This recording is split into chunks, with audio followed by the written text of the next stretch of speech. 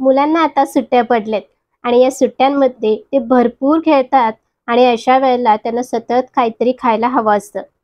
बाहेरचे पदार्थ मुलांच्यासाठी योग्य नाहीत हे आपल्याला कळतं. पण मुलांना लाडू, चिवडा खाणार का असं विचारलं तर ते नकोच म्हणतात. पण जर बेकरीतली मिठाई खाणार का विचारलं तर अगदी होकारार्थी मान हलते. पण ते शरीरासाठी आरोग्याच्या दृष्टीने योग्य नाहीत हे आपल्याला माहित आहे.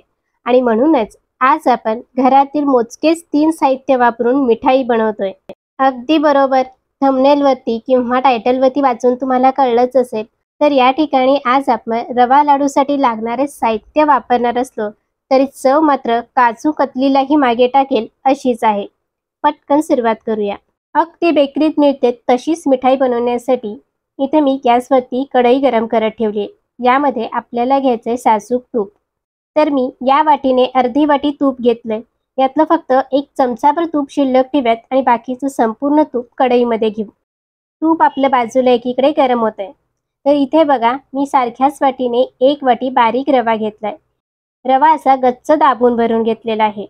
आता आपलं तूप सुद्धा गरम झालंय. यामध्ये थोडासा रवा टाकून बघायचा. तो लगेच फुलला म्हणजे तूप चांगलं तापलेलं आहे. या स्टेपला यामध्ये घेतलेला संपूर्ण रवा घालून घेऊ. म्हणजे मग रवा पटकन फुलला जातो. तो अजिबात ओबडधोबड होऊन खरबरीत होत नाही. याला व्यवस्थित असं मिसळून घेऊ. आता गोडाचा पदार्थ करतोय त्यामुळे इथे मी साजूक तूप वापरले. तुम्हाला जर तूप वापरायचं नसेल तर याऐवजी तुम्ही तेल किंवा वनस्पती तूप वापरले तरी चालेल. प्रमाण अगदी सारखंच आहे. वडी व्यवस्थित सेट होईल, फक्त चवीमध्ये थोडासा फरक पडतो. आता हा रवा आपल्याला चांगला फुलेपर्यंत परतून घ्यायचा आहे. तर इथं मी 1 वाटी घरातील फिक्स करून सर्व साहित्य त्याच वाटीने मोजून घेतलंय. तुम्ही सुद्धा तुमच्या घरातील कोणतीही 1 वाटी सिलेक्ट करून सर्व साहित्य त्याच वाटीने मोजून घ्या. किंवा जर घरामध्ये स्टँडर्ड मेजरिंग कप असतील तो वापरला तरी चालेल.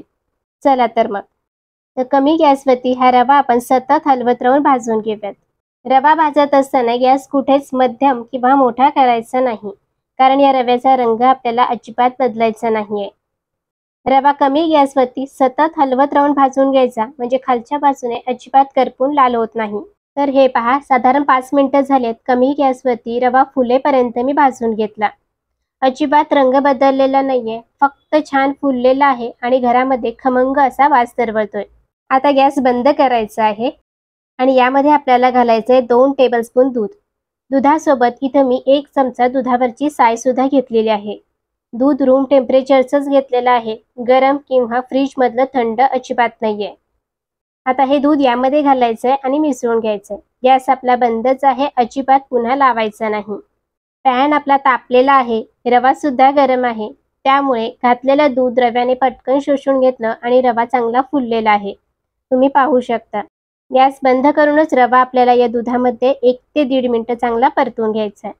रवा असा दुधामध्ये परतून घेतला की याच्यामध्ये खवा न घालता सुद्धा बर्फीला मस्त खव्याचा असा फ्लेवर जाणवतो. अनेक वेळेला ही रवा बर्फी मी घरामध्ये करून बघून या ट्रिक्स सगळ्या शोधलेल्या आहेत. टाइम अगदी परफेक्ट तुम्हाला दिलेला आहे. त्यामुळे व्हिडिओ आवडल्यास व्हिडिओला नक्की लाईक करा, कमेंट्स करा. तर पहा, 1 ते 1.5 मिनिटं झाली. मी रवा परतून घेतला. बंद गॅसवरतीच आपण याला परतून घेतलेला आहे. आता ही कढई थोडा वेळ बाजूला ठेवूयात आणि दुसऱ्या पॅनमध्ये आपल्याला घ्यायचे 1 वाटी साखर. ज्या वाटीने आपण रवा मोजून घेतला त्याच वाटीने आपल्याला साखर सुद्धा मोजून घ्यायची. आता जेवढी साखर घेतली त्याच्या निम्मा भाग इथं आपल्याला पाणी घालायचंय. 1 वाटी साखर होती, अर्धी वाटी पाणी घालायचंय. आता गॅस मोठा करून साखर विरघळून घेऊयात. तुम्हाला गोड कसे आवडते त्यानुसार साखर थोडीफार कमी जास्त केली तरी चालेल. पण इथे मी अगदी परफेक्ट प्रमाण दिलेलं आहे. त्यामुळे वडी खूप गोड किंवा खूप सप्पक अशी न होता परफेक्ट चवीची तयार होते. तर आज आपण साखरेचा पाक करणार नाहीये, म्हणजे 1 तार किंवा 2 तार असं काहीच न बनवता आपण ही बर्फी बनवतोय. त्यामुळे चुकण्याचा प्रश्नच नाही. अगदी सहज कोणीही करू शकते. तर हे पहा, 2 मिनिटं झालेत. साखर पूर्णपणे विरघळलेली आहे आणि पाण्याला चांगली उकळी सुद्धा आली आहे. पण तुम्ही जर नीट पाहिलं तर हे पाणी जे आहे ते खूप काळपट दिसते किंवा गढूळ दिसतंय. तर त्यासाठी पहिल्यांदा हे स्वच्छ करून घेऊ. नेहमीप्रमाणे यामध्ये रूम टेम्परेचरचं 2 चमचे दूध घालायचंय आणि याला मिसळून घेऊयात. पाण्याला उकळी आलेलीच आहे, त्यामुळे तुम्ही बघू शकता दुधासोबत साखरेतली संपूर्ण मळी वरती फेसाच्या रूपामध्ये तरंगून आलेली आहे, ती चमच्याच्या साहाय्याने काढून घ्यायची. तर इथं मी सगळी मळी काढून घेतली आणि आता तुम्ही पाहू शकता पाणी अगदी स्वच्छ क्लीन असं झालेलं आहे. आता यात रवा घालायचा आहे, म्हणजे मग आपली वडी छान पांढरी शुभ्र अशी तयार होते. तर मी तुम्हाला पाकाची कन्सिस्टन्सी सुद्धा दाखवते. हे पहा, थोडा पाक प्लेटमध्ये काढून घ्यायचा आहे, फुंकर मारून पूर्णपणे गार करायचा आहे. गार झाला की 2 बोटांच्या मध्ये घेऊन असं चेक करायचं, याला चिकटपणा आलेला आहे. 2 बोटांमध्ये तार अजिबात तयार होत नाहीये, थेंब लगेच ताणला तर तुटतोय. आता गॅस कमीच ठेवून यामध्ये भाजून घेतलेला संपूर्ण रवा घालायचा आहे. यापेक्षा जास्त पाक आपल्याला शिजवायचा नाही. अगदी गुलाबजामुनला असतो ना तसा चिकटसर पाक इथं करायचा आहे, त्यापेक्षा जास्त पाक शिजवायचा नाही. संपूर्ण रवा मी यामध्ये घातला, गॅस मध्यम ठेवलाय आणि याला सगळं व्यवस्थित मिसळून घेऊयात. आता हा तयार झालेला पाक बाजूला ठेवूयात आणि रवा भाजलेली कढई आपण गॅसवर घेऊयात.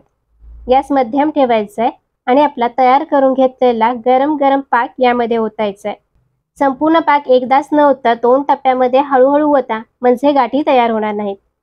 थोडा पाक यामध्ये घातला, मिसळून घेतलं, पुन्हा उरलेला पाक घालायचा आहे आणि पुन्हा मिसळून घ्यायचं आहे. गॅस आपल्याला मध्यमच ठेवायचा आहे. संपूर्ण पाक मी रव्यामध्ये घालून घेतला आणि आता तुम्ही बघू शकता हे मिश्रण खूप पातळ किंवा सैलसर दिसतंय. तर गॅस मध्यमच ठेवूयात आणि याला सतत हलवत राहून परतून घेऊयात. तर हे मिश्रण जे आहे ते एका ठिकाणी जोपर्यंत गोळा होत नाही तोपर्यंत याला आपण परतून घ्यायचं आहे. तर हे साधारण 1.5 ते 2 मिनिटांमध्येच हे पहा सर्व मिश्रण एका ठिकाणी व्यवस्थित गोळा होतंय आणि पॅन सोडू लागलेला आहे. या पद्धतीने मिश्रण तयार झालं की वडी थापण्यासाठी तयार आहे असे समजावे. पण यासोबतच मी तुम्हाला आणखीन एक दुसरी पद्धत दाखवते. तर आता हे मिश्रण तयार आहे, त्यामुळे मी गॅस बंद केलाय. तयार मिश्रणातला थोडासा गोळा एका प्लेटमध्ये काढून घ्यायचा, फुंकर मारून पूर्णपणे गार करून घ्यायचंय. आता कढई तापलेली आहे, त्यामुळे हे मिश्रण खाली करपू नये म्हणून मी याला पुन्हा खालीवर करत आहे. प्लेटमधील जे मिश्रण होतं ते पूर्णपणे गार झालंय. मी हातात घेतलंय, याची गोळी तयार होतीये आणि हाताला किंवा या बोटांना अजिबात चिकटत नाहीये आणि जर प्रेस केलं तर कडक सुद्धा नाहीये, अगदी सॉफ्ट आहे. याचा अर्थ वडी थापण्यासाठी हे मिश्रण परफेक्ट असं तयार झालंय. आता सुरुवातीला जे आपण 1 चमचा तूप शिल्लक ठेवलं होतं ते तूप आता या स्टेपला यामध्ये घालायचंय आणि मिसळून घ्यायचंय. असं सगळ्यात शेवटी 1 चमचाभर तूप घातलं ना, वडीला मस्त खमंग असं तुपाचा स्वाद जाणवतो आणि वडी खायला अप्रतिम अशी लागते. याला मिसळून घेऊयात आणि आता हे तयार झालेलं मिश्रण तूप लावलेल्या प्लेटमध्ये काढून घ्यायचंय. संपूर्ण मिश्रण यावरती थापून घ्यायचंय. वडी जितकी लहान मोठी तुम्हाला हवी आहे त्यानुसार वडी थापून घ्या. तर एका ताटाला मी इथं तुपाने ग्रीस करून घेतलं होतं. ताटाऐवजी तुमच्याकडे टीन असेल किंवा एखादं दुसरं प्लेट असेल ते घेतलं तरी चालेल. थापून झाल्यानंतर हे मिश्रण थोडंसं कोमट होईपर्यंत, म्हणजे साधारण 15 मिनिटं याला असंच सोडेल. 15 मिनिटांनंतर वडीचं मिश्रण थोडंसं कोमट झालं की वडी कापून घ्यायची. तर वडी कापण्यासाठी मी मोबाईल सेट केला आणि माझा मोबाईल काही कारणास्तव हँग होऊन स्विच ऑफ झाला. माझ्या लक्षात नाही आलं आणि त्यामुळे मधली जी प्रोसेस होती वडी कापण्याची ती शूट झालेली नाहीये. त्याबद्दल मी दिलगिरी व्यक्त करते. पण तुम्ही मात्र ते 15 मिनिटांनंतर मिश्रण थोडंसं कोमट झालं की हव्या त्या आकारामध्ये वड्या कापून घ्या आणि पुन्हा याला 15 ते 20 मिनिटं वडी पूर्णपणे गार होईपर्यंत सेट होऊ द्या. तर इथं मी कापलेल्या ज्या वड्या होत्या त्या पूर्णपणे गार झालेल्या आहेत आणि आपली रवा बर्फी तयार झाली आहे. याला वरून हवं तर तुम्ही सुकामेवाचे काप लावून डेकोरेट करू शकता. तर आज मला इथं अगदी काजू कतलीसारखं याला टेक्स्चर द्यायचं होतं, त्यामुळे मी तर सिल्वर पेपर लावलेला आहे. तुमच्याकडे असेल तर तो लावा किंवा सुक्यामेवाचे काप लावले तरी चालतील किंवा काहीच नाही लावलं तरी चालेल. आपली रवा बर्फी तयार झाली आहे. या सुट्ट्यांमध्ये मुलांना घरी नक्की या पद्धतीने रव्याची बर्फी करून द्या. हा रवा लाडू आहे हे त्यांना कळणारच नाही. इतकी चविष्ट लागते की अगदी दुकानातून विकत आणली.